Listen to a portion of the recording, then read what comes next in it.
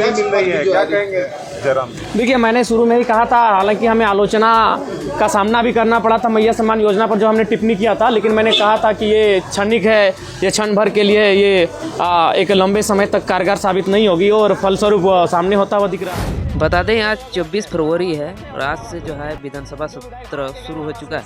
तमाम झारखंड के 81 विधानसभा के विधायक अपने मुद्दों के साथ आएंगे और देख सकते हैं डुमरी के विधायक टाइगर जयराम महतो जो है उसका एंट्री विधानसभा परिसर में हो चुकी है और तमाम मीडिया उनसे बातचीत करने में लगे हैं। देख सकते हैं टाइगर जयराम महतो का एंट्री हो चुकी है और तमाम मुद्दों के साथ विधानसभा में दहाड़ेंगे।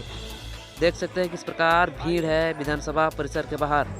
विधानसभा पहुंचते ही जो है मीडिया ने जयराम महतो को घेर चुका है। आइए उस बयान को सुनते हैं टाइगर जयराम महतो डुमरी विधायक। रहे हैं कि अब 10वीं के बच्चों का भी पेपर लीक हो रहा है। काफ़ी बच्चों ने हमें फ़ोन किया, वो काफ़ी डिप्रेस्ड हो चुके हैं। वो बार बार यही सवाल कर रहे हैं, भैया क्या होगा हम लोग का फ्यूचर। तो सरकार कहीं ना कहीं जो आम जनता है, आम जनता के जो बच्चे हैं उनके भविष्य को लेकर गंभीर नहीं है। वो केवल और केवल जो बड़े लोग हैं उनके फैमिली को लेकर, उनकी सुख सुविधा को लेकर गंभीर है, जिस कारण आज ये 10वीं की परीक्षा में पेपर लीक होना उसी का परिणाम है। क्या कहेंगे आज से सत्र की शुरुआत है? जी, आशा तो यही करेंगे कि जिन वादों के साथ सरकार बनी है और जिन मुद्दों का आज इस राज्य की जनता बेसब्री से इंतजार कर रही समाधान होने का, राज्य की जनता जिन विषयों को चाहती है कि इनके समाधान होने से हमारा बेहतर भविष्य हो सके, हम चाहेंगे कि बजट उस अनुकूल पारित हो। मैया सम्मान राशि नहीं मिल रही है, क्या कहेंगे जयराम? देखिए, मैंने शुरू में ही कहा था, हालांकि हमें आलोचना का सामना भी करना पड़ा था मैया सम्मान योजना पर जो हमने टिप्पणी किया था, लेकिन मैंने कहा था कि ये क्षणिक है, ये क्षण भर के लिए, ये एक लंबे समय तक कारगर साबित नहीं होगी और फलस्वरूप सामने होता हुआ दिख रहा है। आपने बड़ी बात, विधानसभा परिसर पहुंच चुके हैं वो हम जानने का कोशिश दादा आगे चल आगे चले आइए। सरकार की उदासीनता है। सरकार राज्य के लोगों की सुरक्षा, राज्य के लोगों की कार्य के लिए गंभीर नहीं है। उनकी गंभीरता ना होने के कारण ही आज इस प्रकार के मामले सामने आ रहे हैं कि अब 10वीं के बच्चों का भी पेपर लीक हो रहा है। काफ़ी बच्चों ने हमें फ़ोन किया, वो काफ़ी डिप्रेस्ड हो चुके हैं। वो बार बार यही सवाल कर रहे हैं, भैया क्या होगा हम लोग का फ्यूचर। तो सरकार कहीं ना कहीं जो आम जनता है, आम जनता के जो बच्चे हैं उनके भविष्य को लेकर गंभीर नहीं है। वो केवल और केवल जो बड़े लोग हैं उनके फैमिली को लेकर, उनकी सुख सुविधा को लेकर गंभीर है, जिस कारण आज ये 10वीं की परीक्षा में पेपर लीक होना उसी का परिणाम है। क्या कहेंगे आज से सत्र की शुरुआत है? जी, आशा तो यही करेंगे कि जिन वादों के साथ सरकार बनी है और जिन मुद्दों का आज इस राज्य की जनता बेसब्री से इंतजार कर रही समाधान होने का, राज्य की जनता जिन विषयों को चाहती है कि इनके समाधान होने से हमारा बेहतर भविष्य हो सके, हम चाहेंगे कि बजट उस अनुकूल पारित हो। मैया सम्मान राशि नहीं मिल रही है, क्या कहेंगे जयराम? देखिए, मैंने शुरू में ही कहा था, हालांकि हमें आलोचना का सामना भी करना पड़ा था मैया सम्मान योजना पर जो हमने टिप्पणी किया था, लेकिन मैंने कहा था कि ये क्षणिक है, ये क्षण भर के लिए, ये एक लंबे समय तक कारगर साबित नहीं होगी और फलस्वरूप सामने होता हुआ दिख रहा है। जो रोजगार है या फिर जो सहायता राशि मिलनी थी, वो उसका क्या मुद्दा उठाएंगे आप सदन? निसंदेह सदन लंबा है और कोई ऐसे मुद्दे नहीं है जो छूटेंगे। धन्यवाद।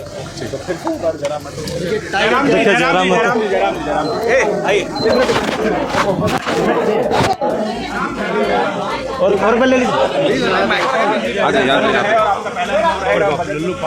शामिल हो रहे हैं, क्या प्लानिंग है, क्या रूपरेखा सोच कर आए हैं? बहुत सारे विषय हैं जिनको सोच कर आए हैं, जो राज्य स्तरीय हैं, कोयलांचल स्तरीय हैं, जिला स्तरीय हैं, और जैसे ही हमें अवसर मिलेगा उन विषयों पर वार्तालाप होगी, उन विषयों पर चर्चा होगी और उन समस्याओं का निदान करने के लिए सरकार पर प्रेशर बनेगा। पेपर लीक का मामला किस तरीके से? देखिए करिश्मा जी, पेपर लीक का मामला बिल्कुल जघन्य अपराध है।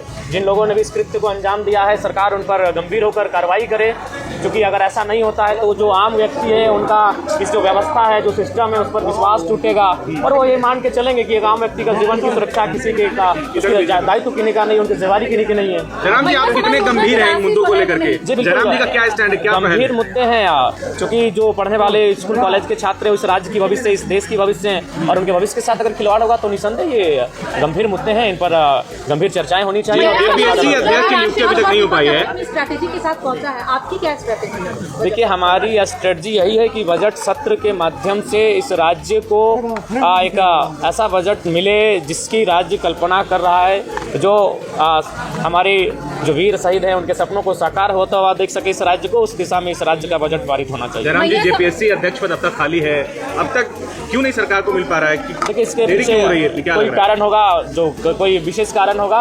आशा करते हैं कि सदन जब चलेगा तो जेपीएससी अध्यक्ष की भरपाई की मांग उठेगी सदन में। लेकिन जो युवा वो कह रहे हैं कि जयराम जी अभी मुद्दों पर बहुत सुस्त हो गए हैं। देखिए, सुस्त का सवाल नहीं, हमारा अगर धनबाद पड़ता है, आंदोलन रांची में होता है, इसीलिए देखिए आंदोलन में जब भी हुआ था रांची को हम लोग अपने रांची के साथियों के हवाले छोड़े कि यहाँ के आंदोलन को देखभाल करेंगे, उपस्थिति देंगे और उनको उनका सहयोग करेंगे।